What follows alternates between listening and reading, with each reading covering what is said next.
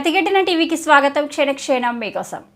భారత సంతతికి చెందిన అమెరికన్ వ్యోమగామి సునీతా విలియమ్స్ గత 8 నెలలుగా ఐఎస్ఎస్లో చిక్కుకుపోయిన విషయం తెలిసిందే.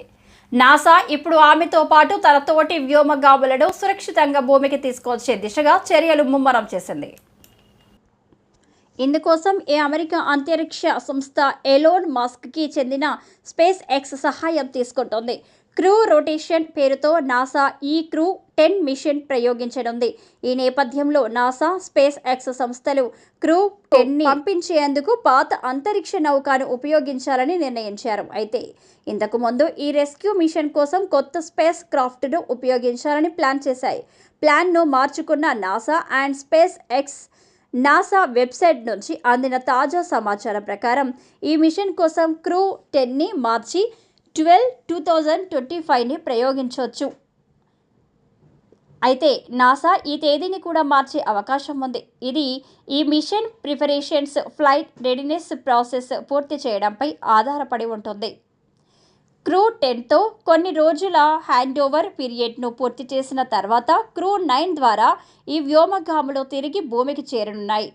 హ్యాండ్ ఓవర్ పీరియడ్లో అంటే క్రూ 10 టీమ్ ఐఎస్ఎస్కి చేరుకున్న తర్వాత ఇప్పటికే అక్కడ ఉన్న సిబ్బంది నుంచి తమ పని గురించి సమాచారాన్ని పొందుతుంది. ఇవన్నీ అనుకున్నట్లుగానే సవ్యంగా జరిగితే ఇద్దరు సిబ్బంది మధ్య సేఫ్ ట్రాన్సిషన్ జరుగుతుంది. పాత ప్రణాళిక ఇదే.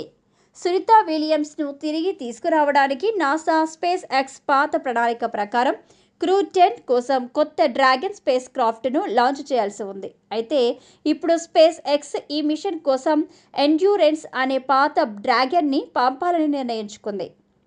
అయితే కొత్త డ్రాగన్ స్పేస్ క్రాఫ్ట్ ప్రయోగానికి సిద్ధం చేసేందుకు మరింత సమయం పడుతుందని, అందుకే పాత వ్యోమక నౌకను ప్రయోగించాలని నిర్ణయం తీసుకున్నట్లు నాసా తెలిపింది.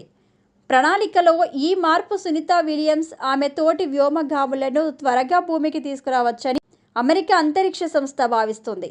ఇకపోతే ఈ ఎండ్యూరెన్స్ డ్రాగన్ వ్యోమనౌక ఇప్పటి వరకు మొత్తం 3 సార్లు అంటే క్రూ 3, క్రూ 5, క్రూ 7 మిషన్లలో ఐఎస్ఎస్కి వెళ్ళింది. ఇప్పుడు 4వసారి ఈ స్పేస్ క్రాఫ్ట్ క్రూ 10తో ప్రయోగించేందుకు సిద్ధమవుతుంది. ఈ ఆపరేషన్ కోసం 4 వ్యోమగాములను సిద్ధం చేసింది క్రూ 10 మిషన్.